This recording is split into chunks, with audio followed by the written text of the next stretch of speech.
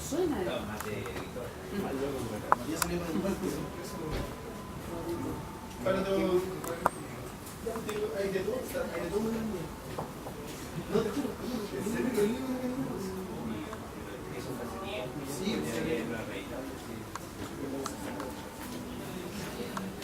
Y otra de las características que me apasiona de su escritura es la fragmentación, ya no solo de que el texto completo, el libro completo, esté construido a base de fragmentos, que eso ya es un mérito. Si pensamos que toda reescritura, que toda lectura de lo real es fragmentario, sino esa suerte de jardín con maleza, de jardín no domesticado, que son los textos o algunos de los textos en sí mismos. ¿A qué me refiero? Gary Snyder, el poeta norteamericano, habla de que hay dos lenguajes. Uno es el lenguaje académico, el normativo. Otro es el que quizás, a lo mejor, o él plantea debería ser el lenguaje literario o el lenguaje poético. El lenguaje normativo es el que nosotros utilizamos cotidianamente y estamos tan acostumbrados a él que dejamos de ver lo externo para implantarle a lo real la lectura lingüística que tenemos de lo real y que además no es la nuestra, que es lo heredado. Snyder entonces dice que el lenguaje poético debería dejar crecer la maleza en el jardín de la escritura.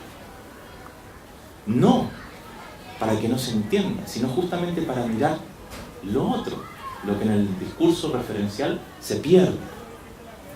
Porque realmente la realidad no está domesticada.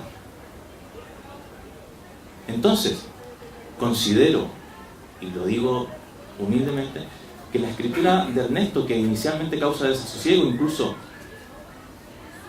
nos cuesta meternos, nos cuesta entender hacia dónde va, quiebra la sintaxis, mete reflexiones o cambia de perspectiva, de punto de vista repentinamente en algunos poemas. Es como esa maleza que crece dentro del texto y que nos obliga a releer, que nos obliga a descubrir otras perspectivas de un discurso que ya no es lineal. Y al no ser lineal, de pronto nos encontramos mirando una realidad o acompañando al lector, al creador, en su visita a un lugar por el cual no habíamos transitado. Y eso realmente es extraordinario. Son pocos los poetas que nos llevan a otros lugares. Tenemos un puñado de buenos poetas que ahí han publicado durante los 90, también otros que han empezado a publicar durante el 2000, y seguro que muchos, que no conozco a muchos, porque 7 años fuera de Chile es mucho tiempo también, pero hay algunos que me vienen ahora a la memoria, ¿no? Está Andreas Banter con su Concentración, está Martin Goodins trabajando una serie de otras posibilidades que van más allá de lo netamente lingüístico, ¿no? O está el mismo Germán Carrasco, que también en su momento fue una posibilidad, entregó frescura a un lenguaje poético que hacía mucho tiempo no se renovaban, y también ha venido gente del extranjero, y no es por hacer la pelota como se dice en España, como Damaris, que vino de fuera y también nos trajo otras tradiciones, ¿no? Y Ernesto, que ha leído bien todo esto, considero que ha logrado penetrar y ha logrado posicionarse en un discurso bastante propio, que yo no he visto repetido, que no he visto en otros autores, de los que yo he leído, naturalmente, y probablemente alguien de ustedes me podrá rebatir y decir, no, está este o está este otro. Siento no tener el acervo, ¿no? Posterior a ello, lo que a mí realmente más me identifica, y eso no quiere decir que sea lo mejor del libro, sino que es lo que más me identifica a mí, es el trabajo o es esa preocupación por hablar de la poesía, desde la poesía, y más todavía por dudar de la escritura poética. Si partimos de la base de que toda escritura es un fracaso y que reflejar ese fracaso también es tarea del poeta, la poesía de Ernesto, siendo él aún joven, es extraordinario, porque muy pocos de nosotros, a la edad que él tiene, y este libro tiene años, ¿no? Muy pocos de nosotros llegó a esa conclusión en ese momento. En mi caso tuve que pasar la treintena. Entonces, que él llegue ahí por lecturas de lo real, de la realidad, por lecturas críticas de otros textos, por lecturas de los compañeros de viaje, me parece que hablan de que, claro, como todo libro a lo mejor no es perfecto, pero yo creo que inevitablemente lo que viene tiene que ser extraordinario, y porque ya aquí hay material extraordinario.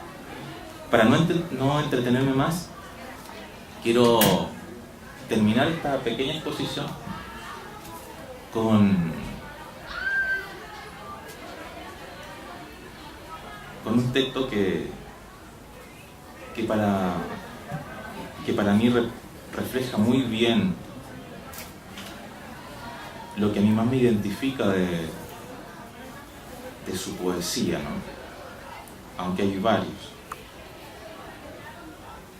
Pero voy a leer uno que creo que además de ser profundo, es irónico, y no solo irónico, sino que autoirónico, que eso es bien difícil de encontrar en el panorama, ¿no? Generalmente criticamos a los demás y no somos capaces de reírnos de nosotros mismos.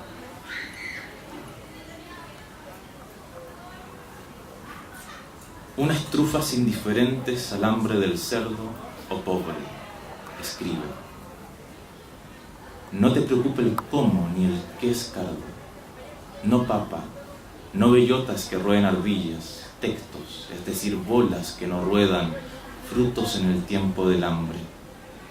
No te pienses otra cosa que no sabe a tierra y frío, al agua oscura que sorbe las raíces y los topos. Sé una común y silvestre trufa, que supo del polvo y el gusano, en carne propia, la apatía para con el que busca con uñas y sudor la subsistencia. Púdrete, si nadie te traga. Y gracias por el libro. Gracias.